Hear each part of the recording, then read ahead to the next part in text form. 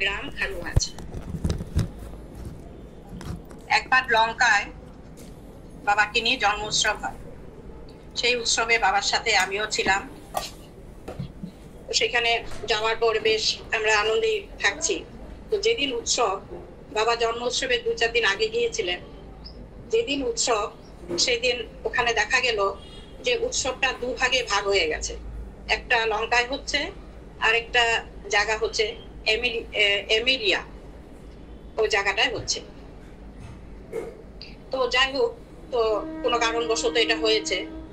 তো এখন ওই লঙ্কাতে যে এমিলিয়াতে যে ভক্ত শ্যামাদা উনি আয়োজন করেছেন, তো ওখানে বাবাকে নেওয়ার জন্য খুব রিকোয়েস্ট করছেন। তো বাবা তো ভক্তের কথা সবসময় রক্ষা করার চেষ্টা করেন। তো বাবা ওখানে গেলেন, জন্ম উৎসবের দিন ওখানে গেলেন। বাবার সাথে যারা ভক্তরা ছিল তারাও বাবার সাথে হাঁটা শুরু করলো। তো সবাই গেলাম ওখানে। যাওয়ার পর বাবাকে আসন দেওয়া হলো, বাবা বসলেন আসনে, তার পাশে আমিও বসলাম। তো গিয়ে যাবার কিছুক্ষণ পর দেখি ওখানে বেশ একটা মানে সভার আয়োজন করেছে আর কি, মানে কোনো একটা ফাংশন করবে এরকম একটা স্টেজ বানিয়েছে, তাঁবুটা নিয়ে ভক্তদের বসার ব্যবস্থা। যাই হোক, ওনার সাধ্য মতো উনি করেছেন। তো ওখানে গিয়ে দেখি নীলিমা ভট্টাচার্য আছেন আমাদের গুয়াহাটির, উনি বক্তৃতা দিচ্ছেন, বাবার সম্বন্ধে কিছু বলছেন। তো ওনার গলাগুলো বেশ ভালো লাগলো, উনি অনেক পুরানা ভক্ত। তো অনেকক্ষণ বাবার সম্বন্ধে বললেন। আর আমরা সবাই গিয়ে ওখানে বসেছি, তখন বাবাও বসেছেন। এই সময় উনি ওনার যখন বক্তব্য শেষ হয়ে গেল, তখন উনি হঠাৎ করেই আমার নামটা অ্যানাউন্স করলেন যে এখন উষা রায় কিছু বলবেন বাবার সম্বন্ধে। কিন্তু আমি তো কোনো রকম প্রস্তুতি ছিলাম না, মানে কিছুই জানতাম না আমি যে কি বলবো বাবার সম্বন্ধে। তখন আমি সেভাবে কিছু বলতামও না। আর হঠাৎ কখনো বাবার সাথে সবসময় থাকতাম ঠিকই বাবার সাথে, কিন্তু বাবা কোনো সময় হয়তো বেশি ভক্ত হলে বলতো আমার জীবনী বলো বা নারায়ণ বন্দনা করো, এতটুকুই আমি যা একটু বলতাম। কিন্তু এরকম স্টেজে উঠে বাবার সম্বন্ধে বলার এরকম স্পর্ধা আমার কোনোদিনই হয়নি, বা বলিও নেই কোনোদিন। তো এরকম হুট করে আমার নামটা ডাকা, আমিও প্রস্তুত হয়ে গেলাম যে আগে আমাকে কিছুই না বললে এরকম করে নামটা ডাকলো। তো পাশের থেকে বাবা বলছে, মা তোমাকে ডাকলো? আমি বলছি তাই তো বোধ হয় বাবা, নাহলে দেখি অন্য কেউ যদি উষারায় থাকে। কিছুক্ষণ পরে দেখি নীলিমা ভট্টাচার্য নেমে এসে আমাকে বলছে, তুমি যাও স্টেজে বলো বাবা সম্বন্ধে। তো আমি ওনাকে একটু বললাম যে আমাকে একটু আগে ইনফরমেশন দেওয়া দরকার ছিল, আমি তো কিছুই বাকি তুমি অনেক জানো, তুমি অনেক বলতে পারবে। আমি তো মানে ভয়ে কাঁপছি। বাবাও বলছে যাও উঠো স্টেজে গিয়ে বলো আমার সম্বন্ধে কিছু। তো এখন কিছুই বুঝতে পারছি না, আমার বুকে তো একদম মানে ধুকধুক করছে। আমি কি বলবো কিছুই জানি না, কিছু রকম আমার প্রস্তুতি নাই।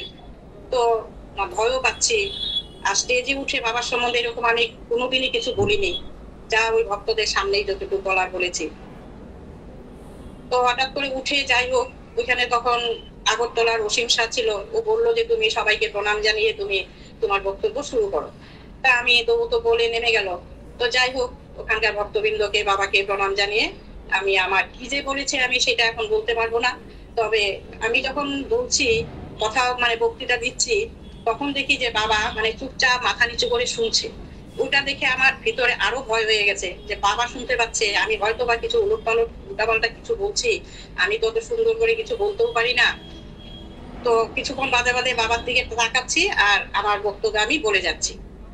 তো যাই হোক, কিছুক্ষণ বলার পর আমার মানে শেষ হওয়ার পথে তখন তাকিয়ে দেখি বাবা ওখানে নেই, বসা নেই। যেখানে বসা ছিল আমার সোজাসুজি বাবা বসা ছিল, ওখানে নেই। থাকা না থাকায় আমার মনে একটু সাহস আসলো যে যাই হোক বাবা তো আর শুনে নাই কিছু, রেহাই পেলাম। কিন্তু মানে কি হলো, মানে যেখানে বাঘের ভয় সেখানেই সন্ধ্যা হয়। আমি যখন স্টেজের থেকে নামি, 2টা সিঁড়ি নামার পর, 3-4টা সিঁড়ি ছিল নামার, 2টো নামার পর দেখি বাবা ঠিক সিঁড়ির সামনে দাঁড়িয়ে আছে। আর আমার হাতটা ধরে বাবা নামালো সিঁড়ির থেকে, নামিয়ে আমাকে টানতে টানতে ওখান থেকে মানে ভিতর থেকে নিয়ে এসে চলো এখন চলো।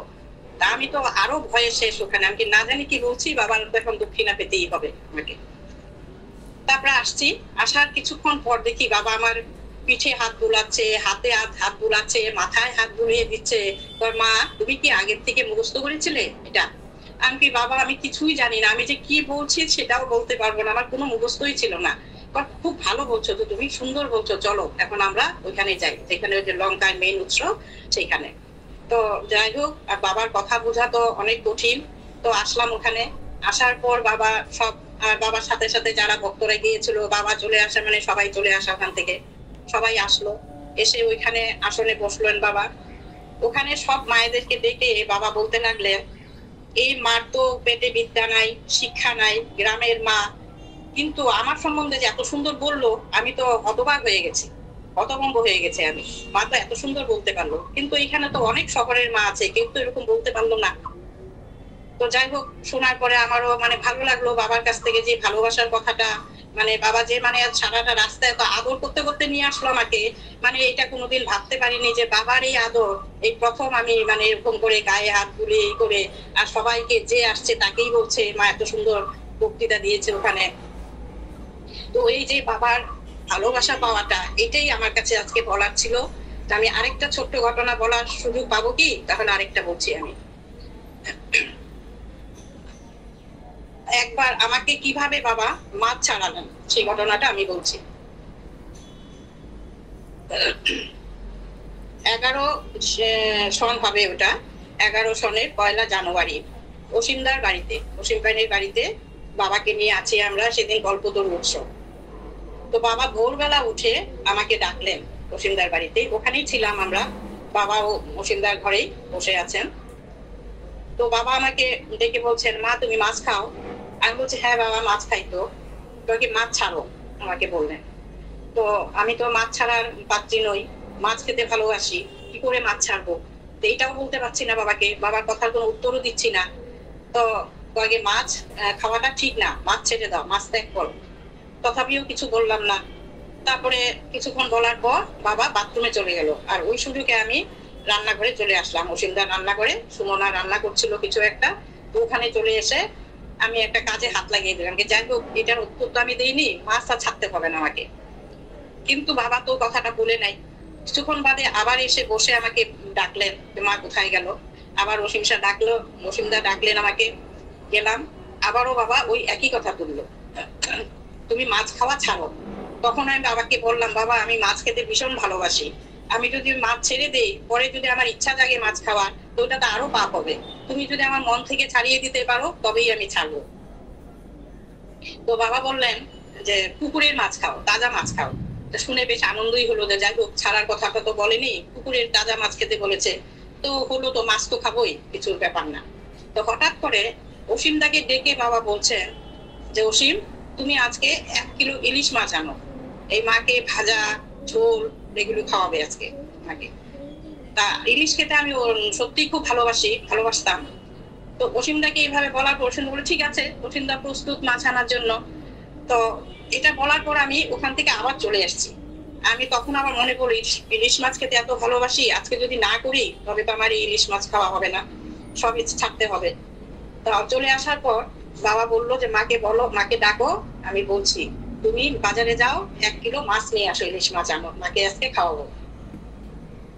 তখন আমি বাবাকে বললাম যে বাবা মাছ খেতে হয় আমি বাড়ি গিয়ে খাবো, এখানে ভক্তবৃন্দের সামনে আমি ওই মাছ খেতে পারবো না, তুমি মাছের কারবার করো না, কারণ এখানেও নিরামিষ সবাই, আমার জন্য মাছ হবে, আমি বাড়ি গিয়ে মাছ খাবো।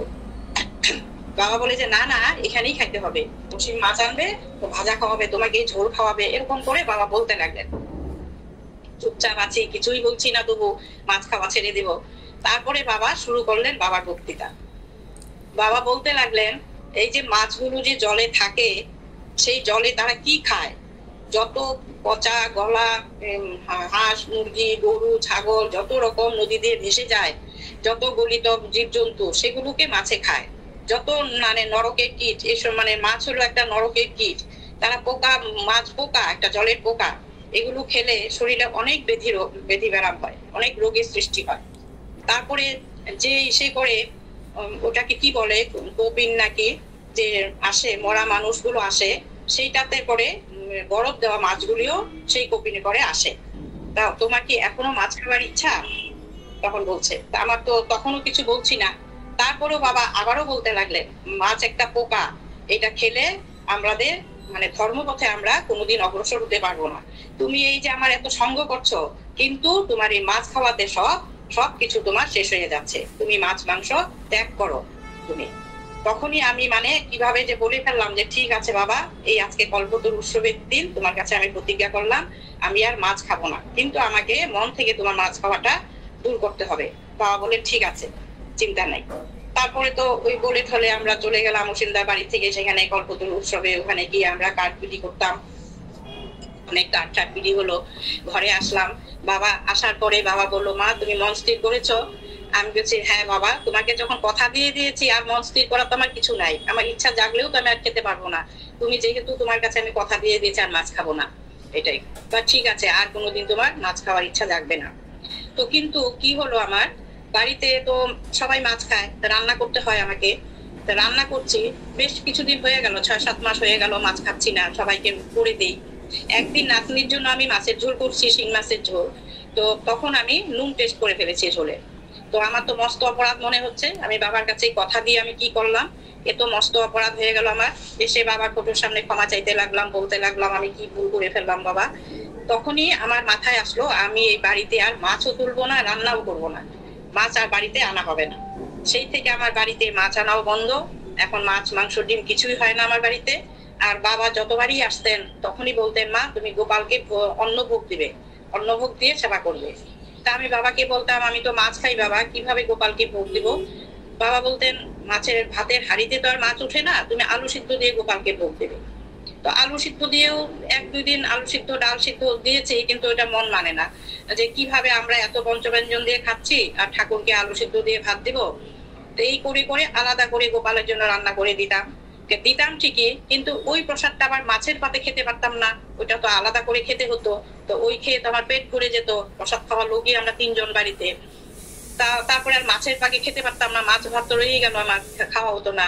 তো এরকম করতে করতেই বাবা হয়তো এইভাবেই আমাকে মাছটা ছাড়িয়ে দিলেন।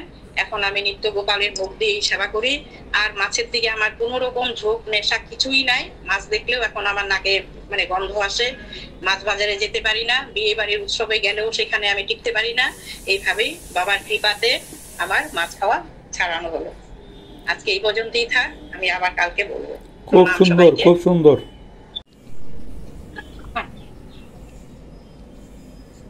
প্রণাম। গুরুদেবের চরণে আমার শতকোটি দণ্ডবত প্রণাম। গুরু ভাই বোন দাদা দিদিদের চরণে আমার শত শত কোটি সহস্র কোটি দণ্ডবত প্রণাম।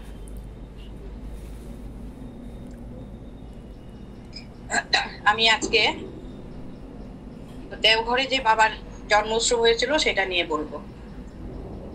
আমার ঠিকানা বলছি, আমি Usha Roy, sub division Dinhata sub division, district Coochbehar, গ্রাম খারুঘাট।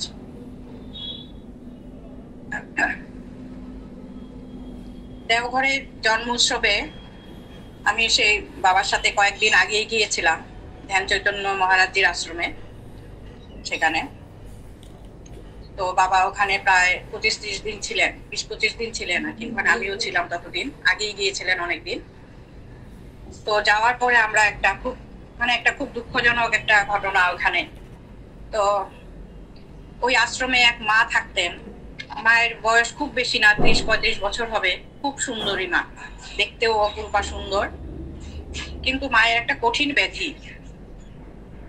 সেই মায়ের নিম্নাঙ্গে মানে ঘা হয়েছিল, সেই ঘা থেকে মানে একদম পোকায় ভর্তি হয়ে আছে আর কি ওখানে। তো যাওয়ার পরে মহারাজজি বাবাকে তার এটা জানালেন যে তাকে মাকে মুক্তি দেওয়ার জন্য। তো বাবাকে নিয়ে দেখালেনও। তো ওখানের এক বয়স্ক বাবা ওই মাকে প্রতিদিন ড্রেসিং করাতেন। আর ওখানে যে ওই জনিপথে যে তার পোকা পড়ে গিয়েছিল, মানে দেখলেই মানে সেটা ভয়াবহ একটা, মানে ভীষণ ভয়ের একটা হয়। উনি সেগুলোকে গজ ঢুকে ঢুকে সেই পোকাগুলোকে বের করতেন ওষুধ দিয়ে। প্রচুর পরিমাণ অনেক পোকা বেরোতো, বড় একটা উনি গামলার মতন নিতেন, সেটাতে গজগুলো ফেলতেন, আর পোকাগুলো একদম মানে উতলে উতলে পড়ছে এরকম আর কি। তো যাই হোক, এটা বাবা দেখার পর বাবা বললেন, আর বাবাকে ওই মা দেখে মানে চোখ দিয়ে শুধু অঝরে জল পড়ছে। আর ওই মারও এই ব্যাধির জ্বালায় দেহের কষ্টে বাকশক্তি বন্ধ হয়ে গিয়েছিল, কথা বলতে পারতো না, মানে স্থির হয়ে গেছিল, বডি নাড়াচাড়া করতে পারতো না, মানে এরকম কষ্টে উনি ছিলেন। তো বাবারও দেখে খুব কষ্ট হলো। বাবাও কতক্ষণ চুপ করে দাঁড়িয়ে থেকে বলল যে ওনার এই 3 দিনের মধ্যে ওনার মুক্তি হয়ে যাবে, তোমরা প্রস্তুত থাকো। তো যাই হোক, ঠিক 3 দিনে উনি চলে গেলেন। আর বাবাও বললেন যে এই মহাপুরুষ দর্শনের জন্যই উনি এতদিন অপেক্ষা করছিলেন। মহাপুরুষ দর্শন পেয়ে ওনার এই জন্মের জন্য ওনার মুক্তি হয়ে গেল। কোন জন্মে উনি এত পাপ করেছিলেন যে সেই পাপটা ওনার এই জন্মে মুক্তি হলো। তো যাই হোক, এই একটা দুঃখজনক একটা খবর। তো এখন আমি একটা মজার ঘটনা বলবো বাবাকে নিয়ে, সিদ্ধারঘড়িরই ঘটনা। তো আমরা উঠেছি ধ্যান চৈতন্য মহারাজজির আশ্রমে। ওখানে মহারাজজিও খুব মজাদার লোক। বাবার সাথে খুব মজা করতেন, মাঝে মাঝে বসে বিকাল হলেই এসে বাবার সাথে অনেক গল্প করতেন। ওনার অনেক খাওয়ার কি কি খেতেন আগে সেই সমস্ত গল্প করতেন। মাছ মাংস খেতে ভালোবাসতেন, প্রায় 1 কিলো মাছ একাই খেতেন। এরকম ভাবে বাবার সাথে অনেক গল্প করতেন। তো একদিন এরকম বলতে বলতে বাবাকে এসে বলেন যে বাবা, আমি তো মাছ তো আমি ত্যাগ করেছি, কিন্তু ডিমের স্বাদ আমি ত্যাগ করতে পারছি না। ডিম তো আমি খাচ্ছি। তো বাবাকে ঠিক আছে, খাও, ভালো। তো বললো যে না, আমি শুধু একা খাবো না, তোমাকে নিয়ে খাবো, তোমাকেও আজকে খেতে হবে। আমি আজকে ডিম রান্না করব, আজকে তুমিও খাবে, আমিও খাবো, ভক্তবৃন্দ যারা আছে সবাই খাবে। বাবা বলে আমি তো জীবনে কোনোদিন ডিম খাইনি, ডিমের স্বাদও জানি না। তো মহারাজজি তো ছাড়ার পাত্র নয়, হয় না তুমি খাওনি, আজকে খেতেই হবে তোমাকে, আমি আজকে রান্না করব, একসাথে বসে আমরা খাবো। বাবা তখন বল আচ্ছা আচ্ছা ঠিক আছে। বাবা আচ্ছা আচ্ছা বললেন। আর এদিকে মামুনি তো রাগারাগি করছে, তুমি কোনোদিন যা খাওনি, আজকে উনি বললো আর তুমি খাবে। উনি তো জীবন ভর মাছ মাংস খেয়ে এসেছে, উনি না খেতে পারে। তুমি তো কোনোদিনও, তোমাকে আমি দেখিনি এরকম আমিষ খেতে, তুমি কেন আজকে তুমি রাজি হলে? তো বাবা হাসছে। বাবা বলে যে ঠিক আছে, একদিন খাই না, বাবা বললেন। তো ঠিক ওরকম ধ্যান চৈতন্য মহারাজ খুব খুশি হলেন, বাবা ডিম সেবা নেবেন। তো উনি আর মামুনি তো বাবার রান্নাটা যেটা হয় সেটা মামুনিই করে। তো মামুনির মতো মামুনি বাবা রান্না করে বাবাকে একটু তাড়াতাড়ি সেবাটা দেওয়ার জন্য প্রস্তুত করলো, যাতে উনি ডিমটা না নিয়ে আসতে পারে। আর উনি ওদিকে ডিম রান্না করছেন। তো হলো, বাবার যথারীতি সেবায় বসেছে। তো সেবায় বসে গেছে। আর ওদিকে ধ্যান চৈতন্য মহারাজজিও বাটি করে, বড় একটা গামলা করে অনেকগুলো ডিম রান্না করে নিয়ে আসছে বাবার সামনে। তো বাবাকে এখন একটা বাটির মধ্যে সুন্দর করে বাবার সামনে দিল। আর বাবার যেগুলো মামুনি রান্না করেছে সেগুলো দিয়েও খাচ্ছে। কিছুক্ষণ পর বাবা সেই ডিমের বাটিটা থালায় ঢাললো, বাবার থালায় নিয়ে খেতে শুরু করলো। তো ধ্যান চৈতন্য মহারাজজি বাবাকে বলছে, বাবা কেমন হয়েছে? বাবা বলছে না, খুব সুস্বাদু হয়েছে, আরেকদিন করিও, বাবা বলছেন ওনাকে। তো ধ্যান চৈতন্য মহারাজ খুব খুশি। মামুনি তো গজগজ করছে আগে, বা তুমি কি করছো, তুমি কোনোদিন যা খাওনি তা আজকে কেন তুমি পাতে নিলে, তোমার এগুলো তোমার কি ভীমরুতি ধরেছে নাকি? বলতে বলতে মামুনি বলে কিচ্ছু হবে না। বাবা বলছে কিচ্ছু হবে না বলে বাবা দিব্যি খেয়ে উঠলো। তারপরে খাওয়ার পর তো মামুনিও তো এরকম রাগারাগি করেই যাচ্ছে। কিছুক্ষণ পর তখন এসে বললো, ধ্যান চৈতন্য মহারাজজি মামুনিকে বললো বাবার সামনেই যে দেখো, আমার কি কোনো সাধ্য আছে বাবাকে ডিম খাওয়ানো? আর আমি এত বড় অপরাধটা আমি কেন করব বাবাকে ডিম খাইয়ে? সেটা তো আমি জানি। তুমি বাবা বুঝে শুনেই খেয়েছে, না হলে তো বাবা নাই করতো। সেটা কোনো ডিম নয়, সেটা আমি ডিমের মতন আলু সমস্ত বেছে বেছে নিয়েছি। সেই আলুর ভিতর থেকে, আলু সিদ্ধ করে আলুর ভিতর থেকে যে আলুটা ওটা বের করে সেটাকে আমি হলুদ মশলা মেখে ওটাকে কুসুম আকার করেছি ভিতরে ঢুকিয়ে। আর সেটা ভাঙ্গার পরও ঠিক ডিমের মতোই, আলুটাকে যখন ভেজেছি ঠিক ডিমের আকার। বাবা নিশ্চয়ই বুঝে শুনে খেয়েছেন। বাবা তখন বসে হাসছেন। তখন মামুনিও শান্ত হলো। এইটা ছিল একটা খুব মজাদার একটা তো বাবা এটা নিশ্চয়ই বুঝতে পারছেন যে আমাকে কখনোই, বাবা তখন বললেন যে আমাকে কখনোই মহারাজি ডিম খাওয়াতে পারে না। তো এটা আমার বিশ্বাস ছিল। তো তাই বাবা গ্রহণ করেছেন। তো এটাই একটা মজাদারি। আর উনিও খুব মজা করতেন বাবার সাথে, সবসময় বসে বসে যখনই অবসর পেতেন বাবাকে নিয়ে খুব মজার মজার গল্প, হাসি ঠাট্টা, এই সমস্ত সবকিছুই উনি করতেন। তো আজকে আমি এই পর্যন্তই বলি, কালকে আরেকটি ঘটনা বলবো। আমি উষা রায়, দিনহাটা সাব ডিভিশন, জেলা কুচবিহার, গ্রাম খারুহাট। আমরা 2001-এ বাবার সাথে বৃন্দাবনে যাই। তখন ভক্ত বিশেষ ছিল না, বাবা মামুনি সহ আমরা 7 জন ছিলাম টোটাল। আমি ছিলাম, মামা ছিল, মামার ওয়াইফ ছিল, আর মামার একটা মেয়ে, আর আমার মাসি ছিলেন। তো এই কজন মিলে আমরা বৃন্দাবনে গেছি। তো 1 মাসের প্রোগ্রাম আমাদের। তো কিছুদিন থাকার পর আর প্রতিদিনই বাবা আমাদেরকে নিয়ে বেরোতেন, ওখানে ঘুরতে বেরোতেন। আর বাবাকেও দর্শন করার জন্য কিছু কিছু লোক আসতো। মানে বর্তমান যেরকম বাবাকে দেখার একদম অনেক, তখন বৃন্দাবনের কেউ কেউ শুনে শুনে কয়েকজন আসতো বাবার সাথে দর্শন করতে। তো একদিন এরকম আস্তে আস্তে একদিন এক ভদ্রলোক সাথে, তো বাবা বললেন এখানে খাঁটি তুলসীর মালা কোথায় পাওয়া যাবে। তো ওই ভদ্রলোক বললেন, বাবা আমি তো বানাই, আমি তোমাকে তুলসীর মালা দেব। তো বাবা বললেন ঠিক আছে, তাহলে আমাকে অনেকগুলো তুলসীর মালা দিতে হবে। বাবা অ্যামাউন্টটা বলে দিলেন কতটা দিবে। তো ঠিক আছে, উনি কয়দিন পরে দিবে বললেন যে 7 দিন বাদে দেব। তো 7 দিন বাদে উনি তুলসীর মালা নিয়ে আসলেন বাবার কাছে। তো বাবাও বসছেন খুব আগ্রহ নিয়ে, আমাদেরকেও বাবা আগের থেকে বলে রেখেছেন আমি 20টা মালা কিনবো, 20টা কণ্ঠী মালা বাবাও কিনবে, মামাকেও বলেছে এরকম। তারপরে জপের মালা তাকে অর্ডার দেওয়া হয়েছিল এরকম। কিন্তু কি হলো, যখন তিনি তুলসীর মালা বাবা বললেন বের করো, যখন ঢাললেন উনি ব্যাগের থেকে সবকিছু, তখন সাথে সাথে বাবা প্রচন্ড রেগে গেলেন। মানে এত রাগ হয়ে গেলেন, বাবা ভালো করে দেখেন উনি মালাগুলি। সাথ সাথ বলছেন তোমার মালা তুমি নিয়ে যাও, ঘুরিয়ে নিয়ে যাও, একটাও তুলসীর মালা নয় এগুলো। তো উনি তো কাকুতি মিনতি করছেন, কয় না বাবাজি এগুলো সব তুলসীর মালা, আপনি বিশ্বাস করুন আমি নিজে হাতে তৈরি করেছি। নিজে হাতে করতে পারো, কিন্তু তোমার এগুলো একটাও তুলসীর মালা নয়, তুমি সব নিয়ে যাও তোমার বাড়িতে। বাবা হাতে ধরেও কিন্তু দেখেন নাই, কিন্তু উনি খুব কাকুতি মিনতি করছেন, এতগুলো মালা পরিশ্রম করে বানিয়ে আনছেন। তো আমরাও ভাবছি যে বাবা না দেখেই কেন, ওনার কথাটাও কেন বিশ্বাস করছেন না, উনি তো বারবার বলেই যাচ্ছেন এগুলো তুলসীর মালা। কিন্তু যখন উনি যাচ্ছেন না, উনি বারবারই বলে যাচ্ছেন এগুলো তুলসীর মালা, বাবা তখন খুব রেগে গিয়ে বললেন তুমি এখনই তুমি এখান থেকে বিদেয় হও, তোমার ব্যাগপত্র নিয়ে মালা নিয়ে তুমি বিদেয় হও, তোমার এই মালা আমরা একটাও রাখবো না, 1 পয়সাও তোমাকে দেবো না। তো উনিও আর কি করবেন, অনেকবার কাকুতি মিনতি করলো বাবাকে বিশ্বাস করানোর জন্য যে তুলসীর মালা এগুলো নিজে হাতে তৈরি করা, এখানে অনেক তুলসীর বাগান আছে, তুলসী ছাড়া উনি কেন বানাবেন, অনেক রকম বাবাকে বুঝালেন। কিন্তু বাবা কিছুতেই রাজি হলেন না, একটা মালাও ওনার কাছ থেকে রাখা হলো না। তো উনিও মনক্ষুণ্ণ হয়ে চলে গেলেন। আর আমরাও মনে মনে, আমিও মনে মনে ভাবছি যে উনি এত করে বলছেন তুলসীর মালা, বাবা কেন বা না করলেন তুলসীর মালা নয়, কি করেই বা বাবা বুঝলেন, হতেও তো পারে তুলসীর মালা, বাবারও তো ভুল হতে পারে। তা এরকম ভাবতে ভাবতে, তো যাই হোক পরে বাবা বললেন যে আমরা অন্যত্র দেখে তুলসীর মালা কিনবো। তো আমাদের যে এই যে ভাবনাটা, বাবার যে মানে মানে ভবিষ্যৎবাণীটা যে বাবা আগেই চিন্তা করে রাখেন, আর আমিও যে ভাবছি কেন বাবা রাখলেন না মালাগুলি, বাংলা তো হতেও পারতো তুলসী। কিন্তু কিছুক্ষণ বাদেই ওই মালাওয়ালা লোকটা আবার আসলো বাবার কাছে, এসে তখন বাবাকে বলতেছিল যে বাবা, বাবাজি আপনি আমার কাছ থেকে মালাগুলো নিতে পারতেন, আমার সবগুলোই কিন্তু কাঠের মালা ছিল না, কিছু তুলসী মালাও ছিল। তো বাবা বললেন আমি একটাও নিব না তোমার কাছ থেকে। তখন বাবা বললে বুঝলে তো, এখন তো দেখলে যে আমি কেন তাকে তাড়িয়ে দিলাম।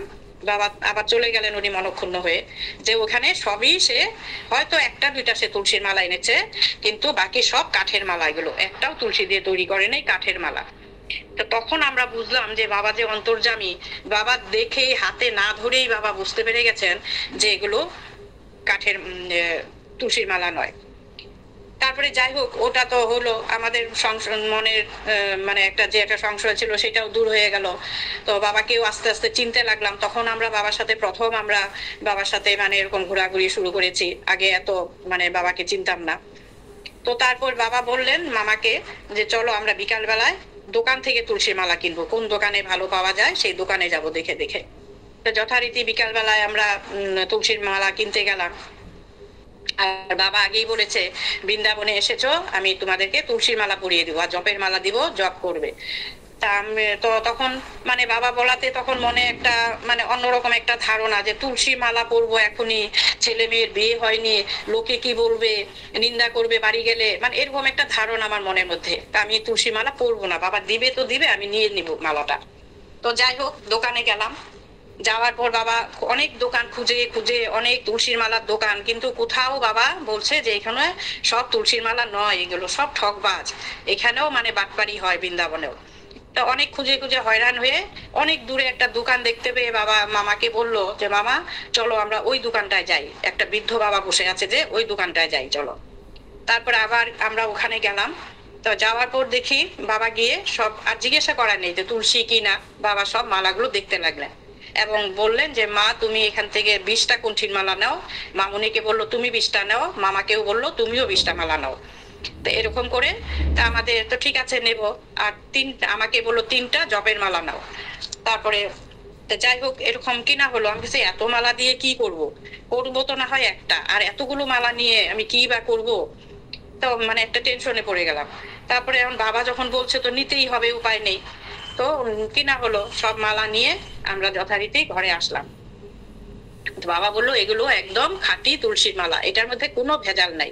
আর কেনার সময় বাবা বলছিল যে দেখো তোমাদের এখানে তো কাঠের মালাও তৈরি হয়। বা তখন ওই বৃদ্ধ বাবা বললেন, যিনি দোকানদার, যে হ্যাঁ বাবাজি আপনি ঠিকই বলেছেন, এখানে তুলসীর মালা চেনা খুব মুশকিল। কিন্তু দেখেন আমি চিন্তা করি যে আমাকে কাঠ দিয়েও যে পরিশ্রম করে বানাতে হবে, তুলসী দিয়েও সেই পরিশ্রম করেই বানাতে হবে। কাজেই আমি মিথ্যাচারে যাব, আমি তুলসী দিয়েই তৈরি করব। তুলসীর কাঠ তো আমাদের এখানে অভাব নেই, আমি নিজে চাষ করি, তুলসীর বাগান আছে আমার, সেটার থেকেই আমি তুলসীর মালাই, আমার একটাও আমার দোকানে কাঠের মালা পাবেন না। তো বাবা কেমন করে বুঝলেন যে ওখানে ওই বাবার কাছেই যে মানে সত্যি সত্যি সবই তুলসীর মালা। তারপরে কিনে নিয়ে আসলাম ঘরে। বাবা এখন আমাদেরকে সেগুলো ধারণ করাবেন, গলায় পরিয়ে দিবেন। আর আমার তো পড়তে একটু সংকোচ হচ্ছিল। তখন বাবা বললেন যে মা তুমি এখন পড়ো বৃন্দাবন। আমি কিন্তু কিছুই বলিনি বাবাকে, যে এখন এই 1 মাস তুমি বৃন্দাবনে আছো, এই 1 মাস তুমি তুলসী মালা পড়ো, বাড়ি গিয়ে তুমি খুলে ফেলো, তোমার ছেলে মেয়ের বিয়ে হলে পরে তুমি পড়ো আবার। তা আমি ভাবলাম যে যাই হোক, বাবা যখন এটা বলেছে তো হলো। তারপরে জবের মালা, এখন জব করতে তো শিখিনি, তখনও হাতে জব করতাম, হাতে 10 বার করে বাবা শিখিয়েছিল, সেই 10 বারই করছি। সেই 2001 সালের কথা বলছি আমি। তো তখন ওরকমই করতাম। তারপরে তো বাবা সেই হাতে ধরে ধরে আমাদের 3 দিন লাগলো বাবার কাছে জবের মালা জব করা শিখতে। প্রতিদিন সকালে বাবা নিয়ে বসতেন, সকালে টিফিনের পর মালা নিয়ে আসো আমি দেখাবো। তারপরে সেই মালা শিখালেন বাবা। 3 দিনে আমরা মালা কমপ্লিট করলাম। তারপরে বাবার সাথে সাথে জব করলাম। তো বাবা পরে বললো যে এখন যে জব করবে সেই জবটা ডাইরেক্ট ঈশ্বরের কাছে গিয়ে পৌঁছাবে। সবকিছুরই একটা নিয়ম আছে। কাঠের মালা দিয়েও জব হয়, তোমার হিসাব হবে, কিন্তু তুমি তুলসী দিয়ে করো যদি, সেটা ডাইরেক্ট ঈশ্বরের কাছে পৌঁছায়। সবকিছুর মধ্যেই একটা সিস্টেম আছে, নিয়ম আছে, এই জন্যই তুলসীর মালা ব্যবহার করতে হয়, ধারণ করতে হয়। এটাই আমার বলা ছিল যে বাবা যে মানে অন্তর্যামী, কিভাবে বাবা বুঝে গেলেন যে এটা তুলসীর নয়, এটা কাঠের মালা সব, আর ওনাকেই কতভাবে বাবা তিরস্কার করে করলেন। আমাদের মনেও যে একটা সংশয় কষ্ট ছিল, বাবা সেটাও বুঝিয়ে দিলেন যে আবার লোকটা কেনই বা ফিরে আসবে। এসে নিজেই স্বীকার করে গেল যে সবগুলোই আমার কাঠের মালা ছিল না। কিন্তু বাবা তো বলেও নাই একবারও যে এগুলো কাঠের মালা নয় বা কিছু, তুমি নিয়ে যাও, তোমার মালা আমার পছন্দ না, তোমার একটাও তুলসীর মালা নয়। তো এটাই আজকে আমার বলার ছিল। আজকে এখানেই শেষ করি, আবার আগামীকাল বলবো। প্রণাম।